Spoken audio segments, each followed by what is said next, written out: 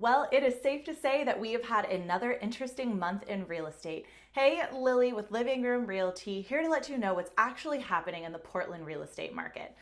All right, so again, it's been an interesting month. We are seeing that in the numbers, but I will say also it is a highly particular market right now.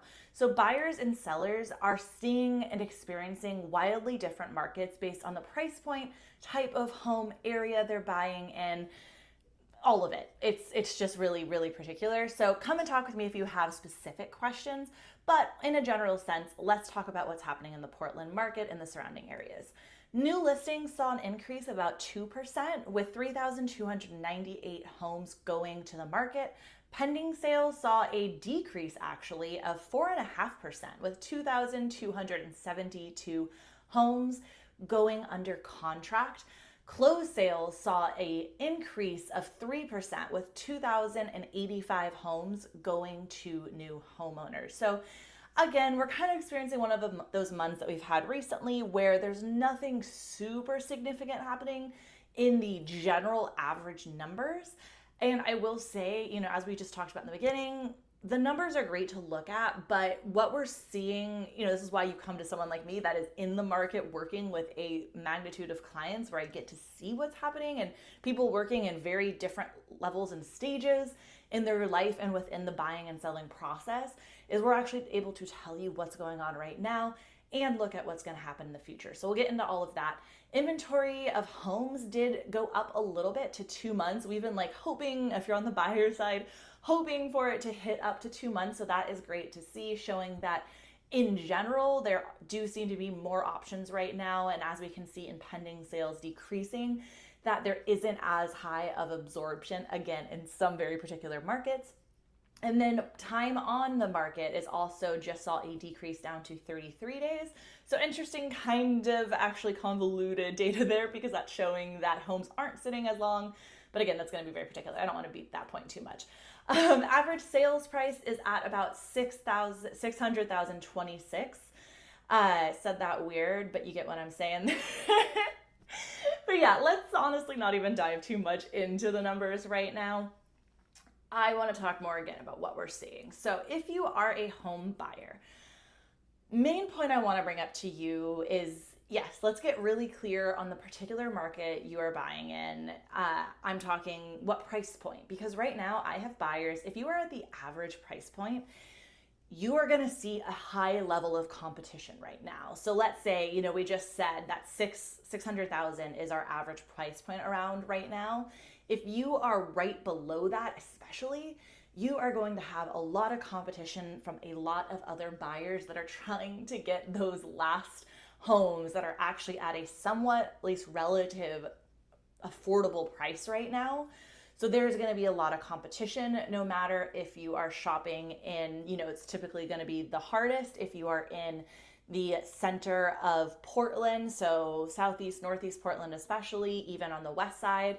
And then even now, we had a huge trend during COVID that the suburbs, Beaverton, Tualatin, areas like that also got pretty intense. So especially in Beaverton, you're going to see a lot of competition still in that market.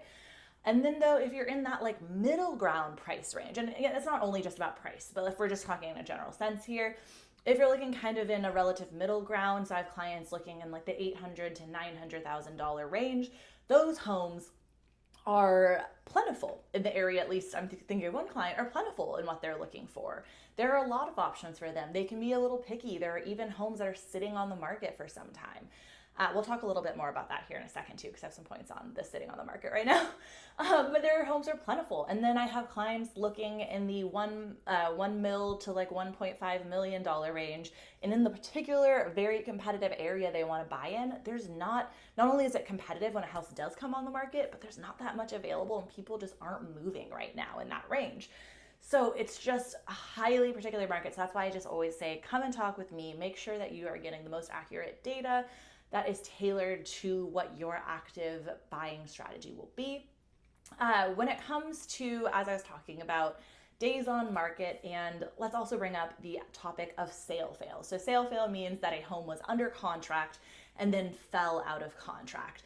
Usually in a robust market, if you see a home fall out of contract or even sit on the market for a period of time, in some markets, if a home sat on, let's say 2021, if you saw a home sit on the market for even 12 days, you're like, oh, what's wrong with it? Because homes are selling so fast.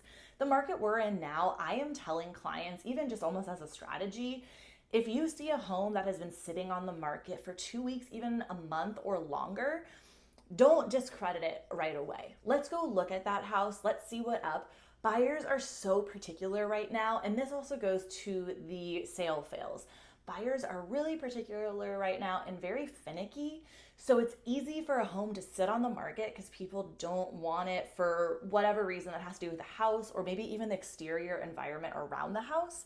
And then when it comes to contracts, buyers are unfortunately, if you're someone who's thinking about selling, I want you to listen to this too. And we'll talk about this kind of more directed towards you as well, hopefully here in a second. Buyers are way more likely to fall out of contract, it seems right now, than in previous markets. Why is that? Again, buyers are finicky, rightfully so. Everybody is paying a lot of money for houses right now and just feeling general stress. And unfortunately, sellers are feeling that too.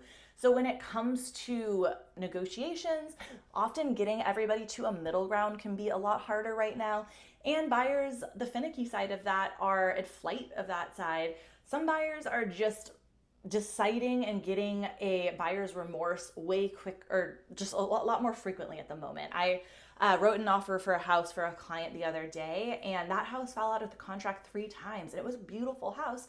I just asked the seller, the listing agent, hey, what's up here? And all her reasons had nothing really to do that much with the house itself. It was more just buyer behavior.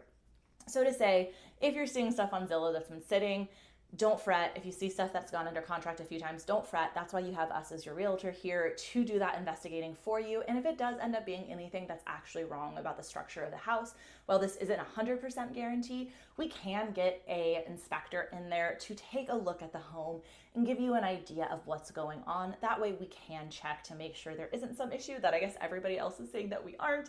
So you'll have that reassurance as well.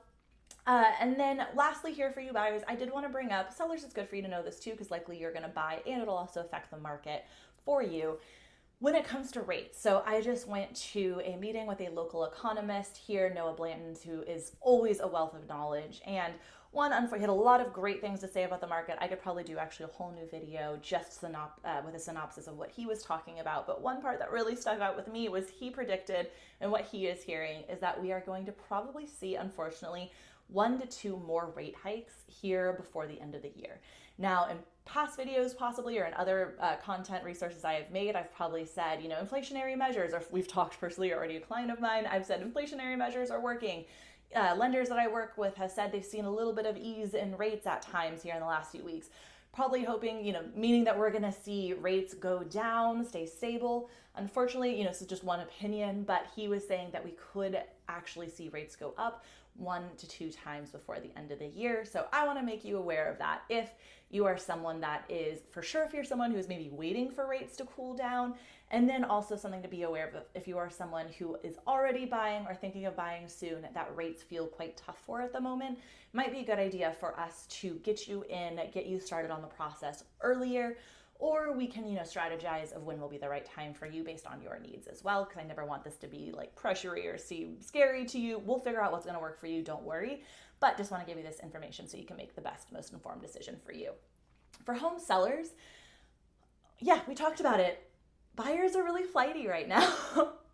Buyers are very particular. I, have worked with some sellers recently where they have the most gorgeous home, and it's maybe not moving as quickly, again, because what we talked about, if there is an external factor, if there's something that just isn't quite perfect, quite right for a buyer, they're less inclined to buy a house right now or to make those concessions.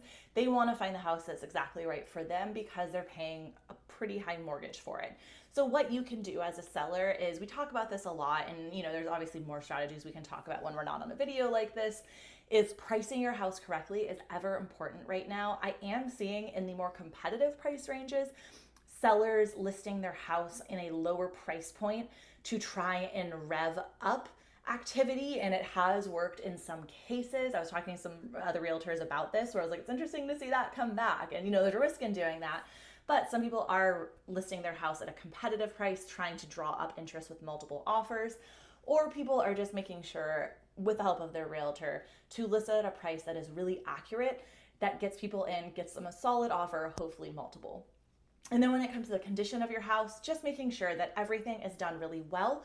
I was talking to my real estate business coach, and she was saying, like, there is so much right now, so much value in just deep cleaning your house, either doing that yourself or hiring someone to do that. People right now are going to be thwarted even if your baseboards are a little dirty.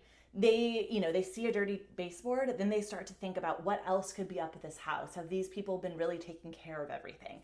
So just making sure all those little fine details are taken care of. And again, don't worry, I have a great list that I can give for you, and we can even walk through your house and talk about what those items will be, give you that checklist, that way you can get it all done and then have it be done and get your home on the market and have a successful closing. All right, I'm gonna stop there because somehow I got to 11 minutes this time around, but I am here for you. I have so much more to say about the market right now and would love to tailor that to your needs if you are someone who's thinking about buying or selling here soon. If you have any questions, I am here, my contact information below. And please, if you found this information helpful, I would love if you subscribed. Again, I'm here for you and look forward to chatting you about more about the Portland real estate market.